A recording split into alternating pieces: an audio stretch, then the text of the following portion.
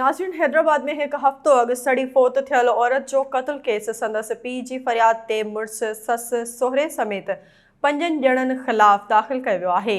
उन हवाले सां तफ़सील ॿुधाइण लाइ असां राब्तो कयो आहे SS न्यूज़ जे रिपोर्टर GM चांडियो सां।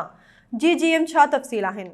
जी बिल्कुल, हैदराबाद में एक हफ़्तो अॻु सड़ी फ़ौत थियल औरत जो क़त्ल केस संदसि पीउ जी फ़रियाद ते मुड़िस ऐं ससु सहुरे समेत 5 ॼणनि ख़िलाफ़ दाख़िल कयो वियो आहे। मुड़िस पारां वाक़िए खे इतफ़ाक़ी क़रार ॾिनो वियो, जॾहिं त पीउ पारां क़त्ल जो इल्ज़ाम लॻायो वियो आहे।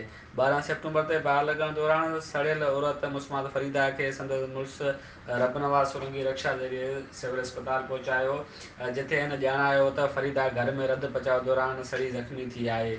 16 सेप्टेम्बर ते मुस्मात फरीदा ज़ाल रबनवाज़ सोलंकी धीउ ज़फ़र सोलंकी ज़ख़्मनि जा सूर न सहंदे दौरान इलाज अस्पताल में फ़ौत थी वई हुई।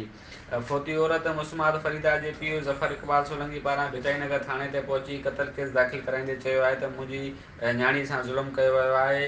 हिन वाक़िए खे इतफ़ाक़ी न पर क़त्ल करार ॾींदे पंहिंजी न्याणी जो क़त्ल केस संदसि मुड़िस, ससु, सहुरे, ॾेर ऐं निणान मथां दाख़िल कराए छॾियो आहे। जी।